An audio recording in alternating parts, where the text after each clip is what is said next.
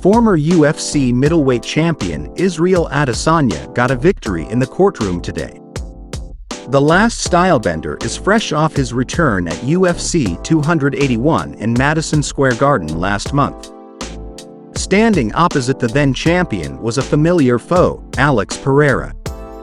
Poatan previously defeated Adesanya twice in kickboxing and was 3-0 in the octagon to earn the title bid.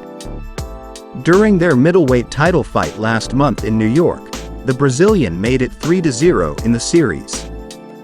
Trailing on the scorecards heading into the fifth and final round, Pereira scored a stunning comeback victory.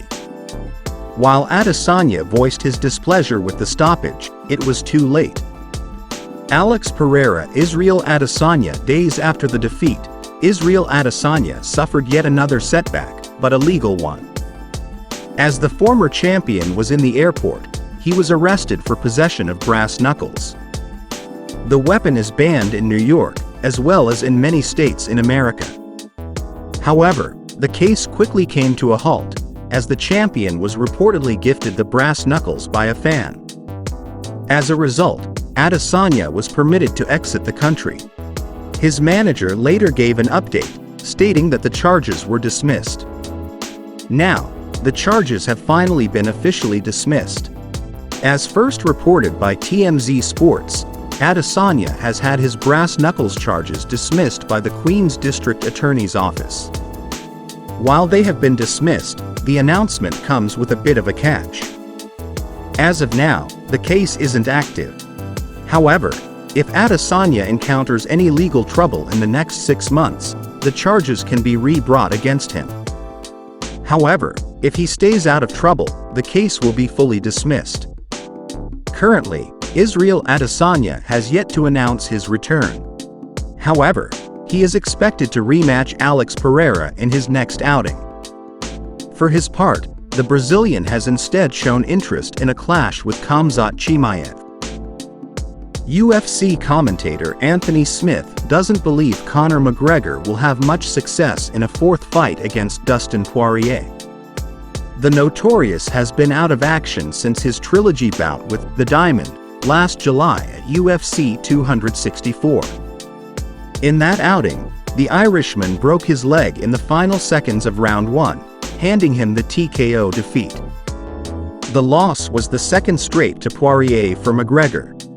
The Irishman previously defeated the Louisiana native in their first meeting in 2014.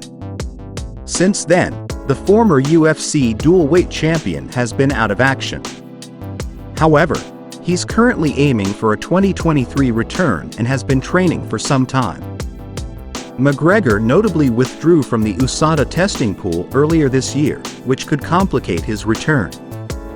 Whenever Conor McGregor does return, a fourth fight against Dustin Poirier isn't off the table. Recently, the two men have gone back and forth on Twitter, sparking discussions that they could fight next. In the event that they do clash, don't expect Anthony Smith to pick the Dublin native to be victorious. On the Believe You Me podcast, Lionheart previewed the possible quadrilogy matchup. During the discussion with Michael Bisping, Smith opined that McGregor wasn't really competitive in his last 2 fights with Poirier. For that reason, the former title challenger is rolling with the Louisiana native. I don't want to pull back the curtain too far here, Mike. But we all know the price tag that probably comes with a Conor McGregor fight, Smith stated on Michael Bisping's Believe You Me podcast. So you can say all you want, oh, I don't want it. I love Dustin Poirier. I love everything he stands for. Dustin's full of shish. He's going to take that paycheck any chance he gets, and I'm here to watch it. I'll buy it, and I'll put money in his pocket. I'm here for it, just for the build-up. He continued, he wasn't really in either of those last 2 fights. I'm a huge Dustin Poirier mark. I'll buy everything he sells. I'll watch any fight he's in. But taking my biases out of it, he's just better. It's just a fact. The leg break is a built-in excuse. It's like the Nate Diaz cut in the Masvidal fight. It's very similar, he was going to lose anyways.